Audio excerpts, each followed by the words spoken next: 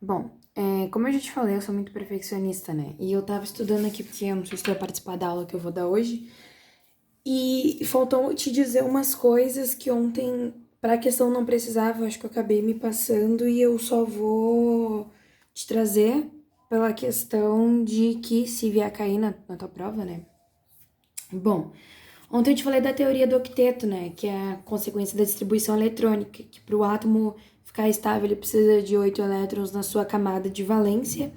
E eu acho que eu vou te representar, porque eu vi que eu não representei para ti, para facilitar o teu entendimento de como é que eu distribuo um elétron e sei quantos ele tem na camada de valência.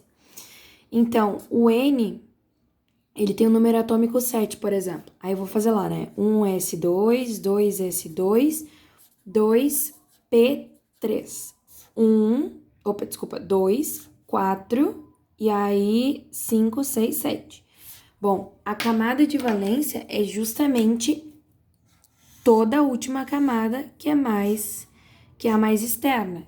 Então, é o 2 mais o 3. Então, na camada de valência do nitrogênio eu tenho 5 elétrons. Bom, outra coisa que eu não tinha mencionado é a fórmula mínima. Vá que tu precise descobrir a fórmula mínima. Na verdade, eu falei, mas não assim, dessa forma. A fórmula mínima sempre vai o cátion na frente e o ânion o cátion à esquerda e o ânion à direita.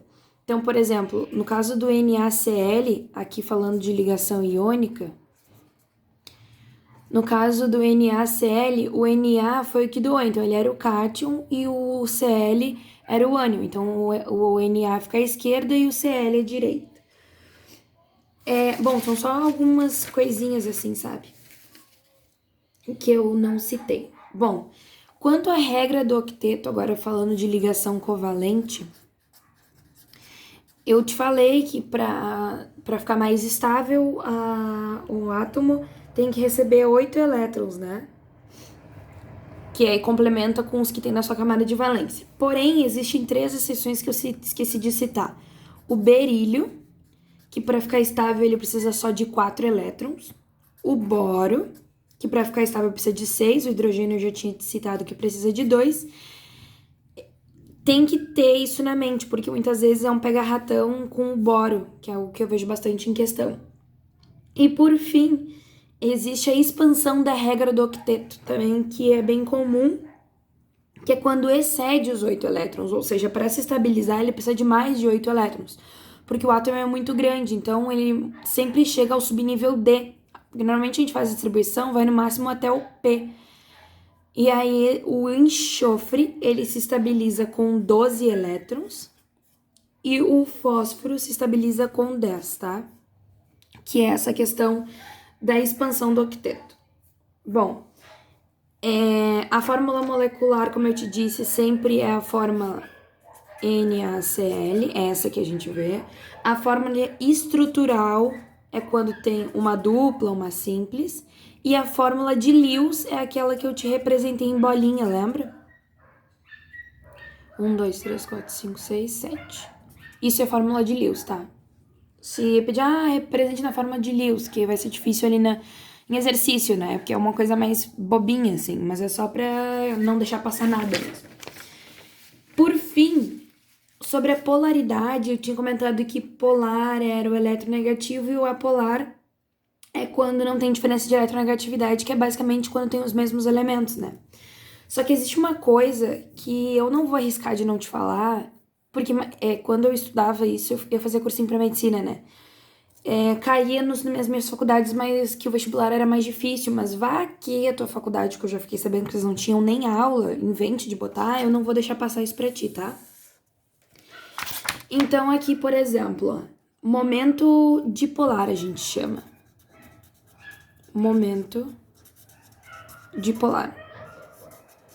Momento dipolar ele é representado por essa letrinha, tá? Com um vetorial em cima. Que quer dizer que a gente vê se a molécula é polar ou apolar. Dá pra fazer daquele método que eu te ensinei, que é bem mais fácil, e dá pra fazer por esse. Agora, quando eu te ensinar a tabela periódica, tu vai ter de cor, tu vai ver bem certinho como é que funciona a eletronegatividade. Enquanto eu não te ensino, eu gostaria que tu pesquisasse no Google tabela periódica eletronegatividade, porque daí tu vai ver que na tabela periódica vai ter uma linha mostrando de onde é mais eletronegativo pro menos. Eu já tinha te dito isso antes. Bom, o que é o momento dipolar? É a grandeza vetorial. A direção sempre vai do mais, do positivo, pro negativo. Como assim? Vamos lá. Se eu tenho uma molécula de HCl, eu quero saber se ela é polar ou apolar. O cloro, se tu olhar na tabela, ele é mais eletronegativo. Então, sempre vai do mais eletronegativo pro menos eletronegativo. Desculpa, vai do maior pro menor de eletronegatividade, de eletropositividade. Então, sempre vai o eletropositivo primeiro e pro mais eletronegativo. Então, o mais, confundi, me perdoa, é o eletropositivo pro eletronegativo. Então, como o cloro é mais eletronegativo, o momento dipolar vai ser para ele. Bom, quando eu tenho um momento dipolar em que eles não se anulam, aqui no caso só tenho uma seta que não anula com nem outra seta da molécula, porque não tem como voltar para cá, porque é sempre do menos eletronegativo para o mais eletronegativo, significa que meu momento vetorial é diferente de zero, porque eu não anulei a molécula. Não tô entendendo, calma, eu vou te mostrar como é que anula e aí vai ficar mais fácil. Se meu momento dipolar for diferente de zero, eu digo que a molécula é polar. Vamos lá. No caso de uma apolar, que é aí que entra um pouco da dificuldade de... Porque eu te falei que o apolar tem que ser sempre quando for duas moléculas iguais de mesma eletronegatividade, né? Só que existem casos assim, que não tem a mesma eletronegatividade que tu descobre pelo momento dipolar. Então agora, se tu quiser fazer sempre por esse método de momento dipolar, facilita, pra ti não errar nenhuma questão. Então, qual é o mais eletronegativo? O mais eletronegativo entre o carbono e o oxigênio é o oxigênio. Então, vai do mais eletropositivo para o mais eletronegativo. Qual é o mais eletronegativo entre carbono e oxigênio? De novo, o oxigênio. Aqui eu tenho dois vetores que se anulam, porque um está indo para o lado e o outro para o outro. Então, automaticamente ele zera, porque são sentidos opostos. Se eles fossem no mesmo sentido, não se anularia, né? Logo, seria uma molécula diferente de zero, que seria polar. Nessa molécula aqui, eu tenho dois vetoriais, cada um vai para o lado, logo eles se anulam, sendo um momento dipolar igual a zero. Logo, se ela é igual a zero, a minha molécula é apolar. Então, sempre que eu tiver o meu momento dipolar igual a zero, ela é apolar. Quando eu tiver meu momento dipolar diferente de zero, eu vou ter polar, tá? Então, sempre o segredo é sempre olhar a eletronegatividade. Vamos ver outro exemplo aqui para ver se ficou claro. A água, H2O. O oxigênio ele é mais eletronegativo, então ele vai vir para cá. O oxigênio é mais eletronegativo. Elas não estão indo para sentidos opostos, então eu não posso anular elas. Eu tenho que somá-la, digamos assim, porque na verdade elas não se anulando, elas estão indo para o mesmo sentido. Se elas estivessem indo, elas estão assim, né, com as ponta com ponta. Se elas estivessem assim, também não se anulariam. Então, assim não se anulariam, assim não se anulariam, assim não se anulariam porque estão indo para o mesmo sentido. Agora, se cada uma fosse para um sentido, sim se anulariam. Sempre que forem para o mesmo, não. Então, esse aqui é uma molécula com o momento dipolar, momento vetorial diferente de zero, é uma molécula polar, tá? Seria legal se tu fizesse isso tudo em questão. Mas continua com a ideia, sempre que for a mesma eletronegatividade, sempre vai ser apolar. Outra coisa que é nova é a ligação dativa. O que é a ligação dativa? É quando... Ligação dativa ou ligação coordenada, tá? é quando existe um compartilhamento de elétrons, basicamente uma ligação covalente, mas de um átomo que já está estável. Como assim? Vamos lá. Dióxido de carbono. O carbono, ele se estabiliza com 8, porque ele não está naquela exceçãozinha, e o oxigênio estabiliza com 8.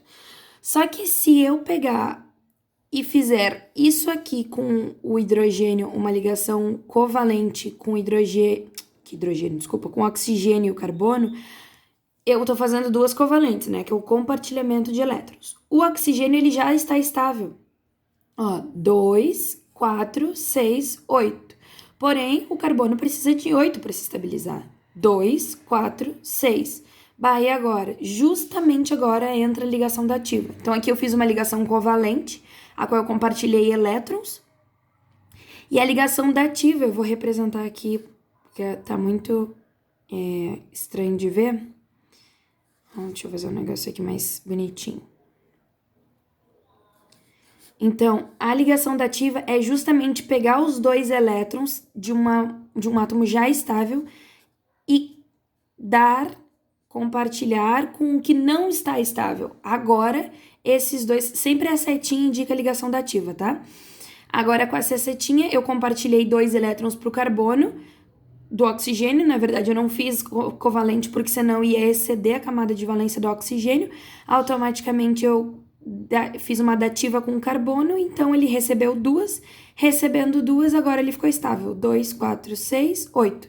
Não significa que eu doei, tá? Não pode fazer essa confusão. Esses 2 elétrons continuam no oxigênio, a única diferença é que ele compartilhou dativamente, ou seja, ele não usou entre ele o carbono, ele só deu para o carbono emprestado, para o carbono se estabilizar. Aí só era isso que eu tinha esquecido de te falar, caso venha cair na prova.